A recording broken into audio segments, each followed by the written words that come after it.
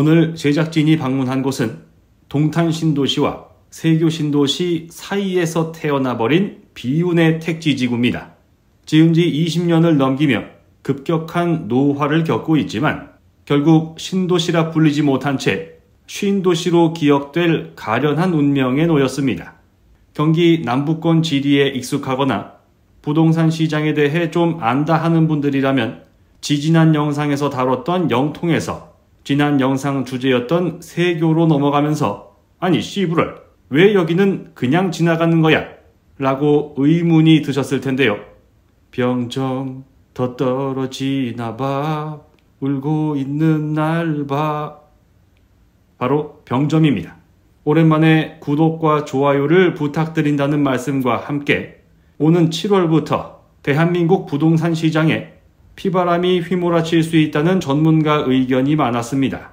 대출도 자산이라며 빚을 내면 인플레이션이 대신 갚아준다는 뭔 말 같지도 않은 개소리에 홀라당 넘어간 사람들에 의해서 대한민국 가정과 금융기관의 재정 건전성이 파탄날 지경에 놓였습니다.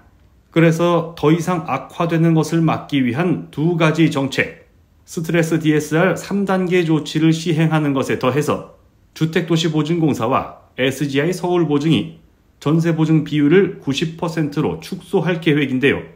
둘 다 7월부터 시행될 전망입니다. 스트레스 가산금리 1% 정도쯤이야 간지럽지도 않군 하면서 쿨하게 받아넘길 수 있는 사람들이 많다면 상관이 없습니다. 그리고 전세금의 10%쯤이야 못 돌려받아도 상관없다는 사람들이 많다면 괜찮겠지만 돈도 없는 주제에 비싼 세입자 받고 대출받아 집 산 사람들, 다시 말해 그 집 들어가서 살 돈도 없는 주제에 내 집 마련에 성공했다 외쳤던 갭투자 영끌족은 벌써부터 졸피뎀 없이 잠을 자기 어려운 처지에 놓인 것으로 전해지고 있는데요. 지금은 몸을 웅크릴 때입니다. 저 멀리서부터 거센 비바람이 몰아친다면 낮은 자세로 폭풍이 지나가길 기다리는 게 현명한 방법입니다.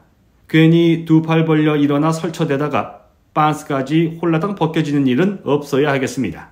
기회는 폭풍이 지나간 뒤 청명한 하늘과 함께 찾아온다는 것을 아는 현명한 사람들이 많아지기를 바랍니다. 저희 이나망TV가 앞장서겠습니다.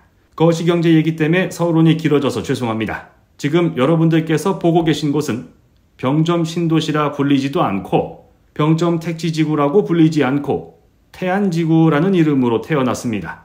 2000년대 들어서도 논밭이었던 이곳은 대한민국 3대 미제 사건 중 하나였던 이춘재 연쇄살인 사건의 가장 큰 피해 지역이기도 한데요.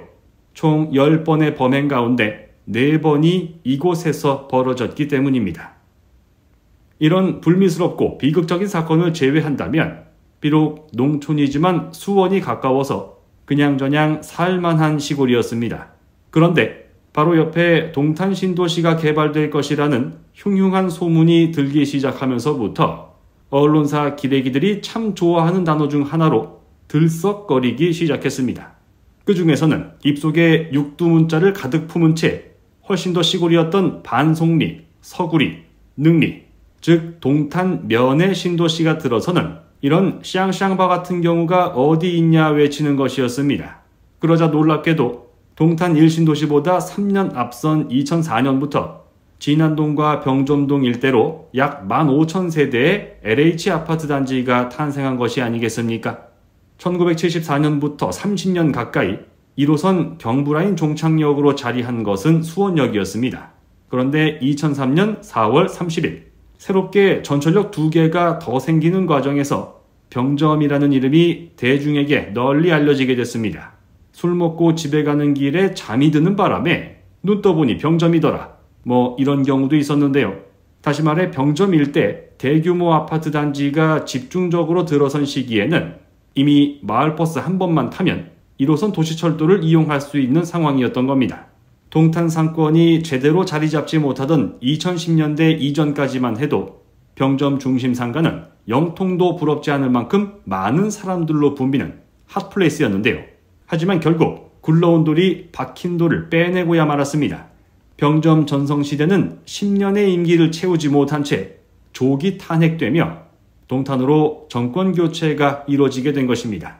그리고 이때부터 병점 지역 주민들은 매일 뒷목을 잡으며 상대적 박탈감을 느끼게 되는데요. 이것은 마치 고된 학업을 마치고 늦은 시간 귀가한 자식에게 엄마 친구 아들은 이번에 전교 1등 했다더라. 아랫집 누구는 삼성에 취직했다더라며 입만 열었다 하면 동탄이랑 비교하며 기를 죽여버리기 일쑤였다는 겁니다.